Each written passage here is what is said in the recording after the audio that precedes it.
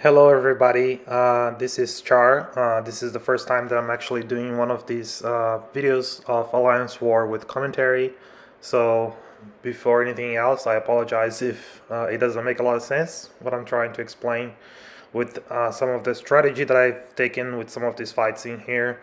But I figured I would give it a try to explain a little bit more my approach into some of these fights, as I've received a lot of comments from the previous couple of seasons that I've started uploading these videos, to kind of go more into the depths of why some counters here work better than others. So I hope that this helps moving forward. And I'm pretty excited to start doing some of this commentary, and hopefully you guys will enjoy it. So this is the first war of season 24, and my alliance x7v is going up against STKAG. I think they are an Italian alliance. This is the first time that we've faced them in the last few seasons. I think they have improved quite a lot. I'm not sure if they are regular master contenders or platinum 1, but they definitely ranked up higher last season compared to most ones, and started to put their names on the map. So this was a pretty interesting war for both sides, especially because the changes that recently happened with the global nodes within Alliance War, with the changes from last season. And I believe that with the new meta that we're going to see more often in Alliance Wars will be the Protect global modifier. So that was pretty interesting to see more alliances starting to organize their defenses and ranking up the champions to better benefit from that global. We've seen some alliances that already started to make the switch last season, but it wasn't as prominent as this one. So this will be interesting for us to navigate through those changes. And obviously with the changes to the defense global modifiers, that also poses the challenge of having to change some of your teams offensively. So that's another reason why for the first time I've felt comfortable and confident enough to bring Tigra into my team. So that was a cool experience to have brought her for the first time during season. I had brought her a couple times to off-season wars, but that's a completely different game when you don't have the stress of potentially dying or screwing up some difficult fights. So it was definitely a new learning curve for me bringing this team, especially because of Tigra. I've been consistently bringing Warlock, sometimes Magik, depending on the need for her power control abilities. So this was a good team setup that I was pretty confident that it would satisfy the needs that I had for the pets that I was assigned to. So first up, we have this Elsa Bloodstone here on path 6. This node can be tricky, especially because of the aggression fury node. If you make a lot of mistakes, or if you are playing defensively trying to bait specials, they could definitely increase their attack by a lot, and then either block damage that you're going to have to take, or even if you try to intercept or try to maneuver the fight, if it's not going to in your direction, it definitely could be one mistake could cost you an entire fight. Not only that, but you also have the situation of Elsa's own abilities of being able to purify the buffs. So here I have started parrying and trying to keep an eye on whether they had max limber with their defense, and seeing if that would be enough time that she wouldn't be purifying my parries. So I tried to play slow at first, and as I went through the fight, I obviously got more confident on how that was going. But right here, you're about to see that for some reason, maybe with the interaction between my armor breaks on her and then me applying the parry, the timer ended up working in her favor, that she purified it. And as soon as I tried to attack her, and when she evaded me, obviously it's because she would have parried me instead. But instead of, because of her ability, she evaded me and then was able to find an opening to take that opportunity and do some massive damage on me. So I lost about half health. That's not ideal because I was controlling the fight pretty well. And then one single mistake almost costed me one death, and that would have felt really bad because, being the first fight during the season and then opening yourself up to that huge mistake could have impacted a lot, the emotional and psychological side of trying to stay motivated for an entire season. I was also assigned this Hyperion Miniboss on Mixmaster. And Warlock is a pretty safe bet for Hyperion if they placed with willpower. He can easily parry and do the shorter combos. In this case, normally it's safer to do the medium, light, medium. And because I had the pre-fight from my alliance mate that placed the white Magneto pre-fight, I actually got the passive stuns, and that for some reason, ever since Magneto was reworked and then that he gained that ability to place the pre-fight, it seems to have a further pushback than normal parries, and then it messes up with your spacing for you to do your combo. But anyhow, as I progressed through the fight, I felt like I was confident to start doing, instead of the regular medium, light, medium attacks on him, to build my combo and also gain some power to start throwing my special twos. I started going for the light, medium, and then parry, rinse and repeat. So that fight went pretty well. There were times that I thought that he was going to end up using his special 3. I had used an invulnerability boost for this one, and I felt like it was a bit of a waste after not requiring to use that. But anyhow, this is the season. It's what we're here for, and we have to make sure that we're properly boosted. And I'll prefer to overboost rather than give up a stupid death for underboosting.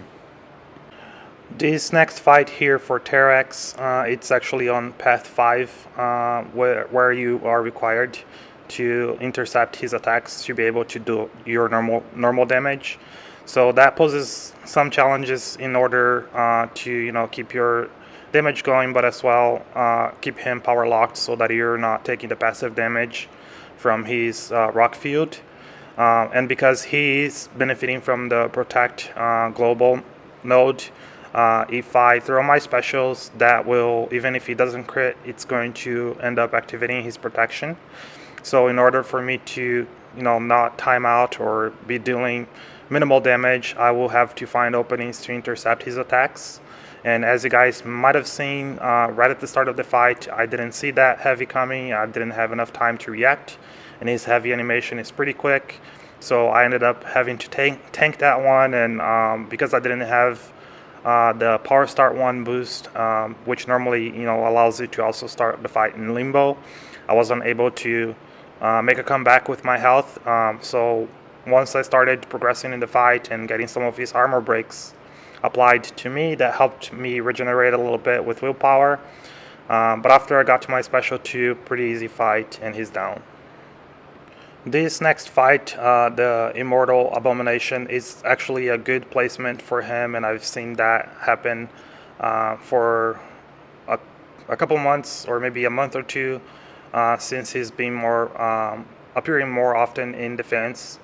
So he benefited from Stubborn before. This was still a good spot for him, that you'd have to not only manage getting your intercepts in, having to not dex a lot to activate the Stubborn protection, and on top of that have to deal with the redoubled determination node here, which increases his power gain for each debuff that's applied to him, as well as giving him a massive attack boost.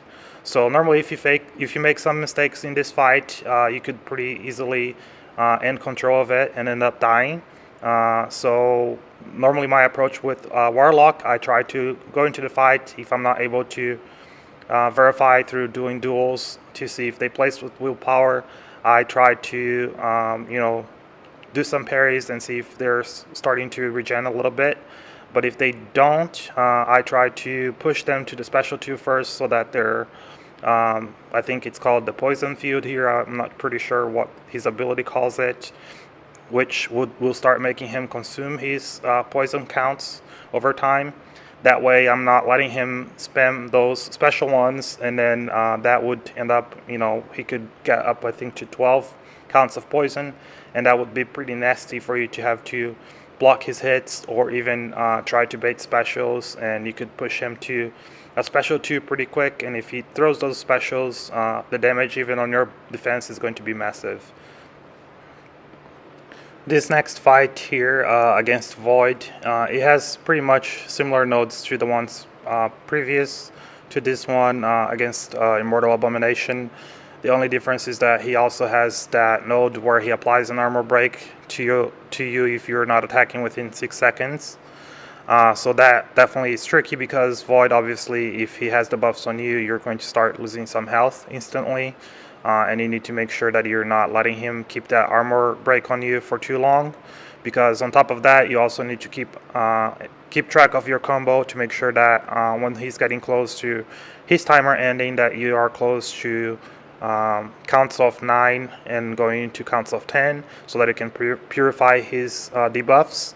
So in this case, I tried to manage my combo count and then getting my intercepts in, so that the fight wouldn't linger too much, because obviously you don't want the fights to be too long with Void, because that just opens up for more room for mistakes in case you're not getting your combos in, or if you get clipped during an intercept, all the obvious reasons. And again, this has redoubled the determination. So in this case, Warlock, he applies armor breaks on my special 2s, so that increases his attack for each count of those, and I believe that even armor breaks counts twice towards this node. So obviously I want to play this very safe, but at the same time I don't want to let this fight last too long. Otherwise, if I miss evade one of his specials, or if I don't land a parry or something, those could go pretty ugly, and then you could end up dying. I'm pretty used to taking this fight with Nick Fury, and this was actually the first time that I took it with Warlock. But Warlock is such a good attacker, because he has these specials that are pretty impressive, with the abilities that come with that. And again, I think this defender had placed with willpower, so whenever I was going for my special 2s and that I applied the armor breaks on him, that helped me control his power, because it kept burning or draining his power some. And then sometimes I would prefer to actually go with my special 3, so that I did more damage and then did the power drain as well. But overall, this was not a difficult fight, and he's down. This next fight here against the Hulkbuster Miniboss on Stunning Reflection and Polka Dot Power, you actually cannot apply any stuns either through parry, or if your special ends up applying stuns, you potentially could open yourself to get that stun reflected at you. And obviously with Tigra, her playstyle normally doesn't require for you to parry a lot, but as I mentioned during the start of this video, I'm not too comfortable with her in Alliance Wars that have a lot of stress normally. And as you guys saw just now, I ended up taking one of his specials to my face, because I had also parried by instinct, and then that pushed me to less than 20% health, which is pretty dangerous because of a variety of reasons. Obviously, he was still applying the shocks to me because I wasn't able to keep my neutralize passive on him, which would have prevented him to apply armor ups on himself, and in turn, whenever I hit him, those armor ups apply shock on me. So I was trying to not keep those shocks on me constantly, otherwise I could have ended up dying just from that damage alone. But then I was trying to push him to the wall as soon as possible, because ideally that's what you want to do with Tigra, so that it can start building your ruptures here with your heavy spamming, and then throwing your specials. And because at the start of the fight he was playing so passive, I ended up losing both of my charges for her, and then I had to rebuild those and throw a couple special ones. But once I got into that rhythm of putting him against the wall and throwing my special 2s, then the fight was pretty much recovered. But this was pretty stressful, and I thought for sure that would be my first death of the season. And finally, I was also assigned with this Immortal Hook Miniboss here. I didn't have a lot of concerns with him, other than that if I didn't have the White Magneto pre-fight, I would have had to watch my parries and save those for moments that I would have needed it most. But luckily, I had planned with my teammates to save one of the pre-fights for this Miniboss here, and then after that, it's basically just playing safe and slow, and then you can definitely get him down. Obviously, with his ability here, if you're applying a lot of damage over time, so like my heavy attacks that were applying bleed to him, those don't feed as much of his rage charges that will end up allowing him to heal back some of his health when he goes under the immortality period. And then obviously the other big part about his ability that makes him somewhat of a tricky defender is that if you push him into the immortality and for some reason you're not able to bypass it, because the assassin mastery is pretty good at sometimes bypassing it. And I was also hoping that as I progressed in the fight that I tried to do my last few hits that I would also get a parry in, and then I have the pacify mastery that would help also reduce some of his defensive abilities. That would allow for me to, try and bypass his immortality and just kill him with my first attempt. But you'll see here that it ended up triggering his immortality.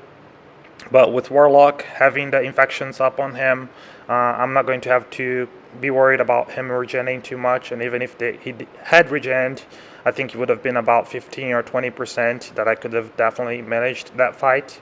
But I just gave him space, waited for the immortality to fall off, and then after that I went and attacked him to finish him off and conclude this war. We ended up winning this war, which was a nice way to start the season.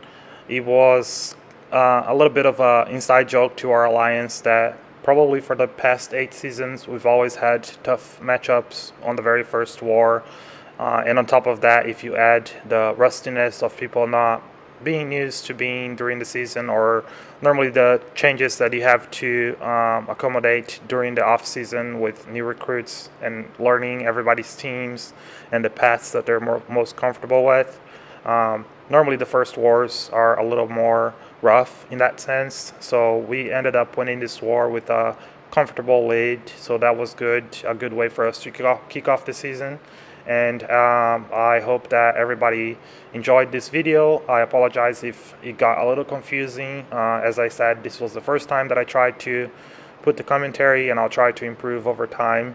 But let me know what you thought about this video or any of the specific fights, or if you have any questions with the strategies that I applied. And I'll definitely appreciate if you could leave your like and subscribe if you're not already subscribed into my channel, and share with your alliance mates in your chats and all that. I would definitely appreciate the help with trying to help the channel grow and get more viewers, so that we can all help each other as a community. But for now, this was my first war of season 24, and I'll see you next time.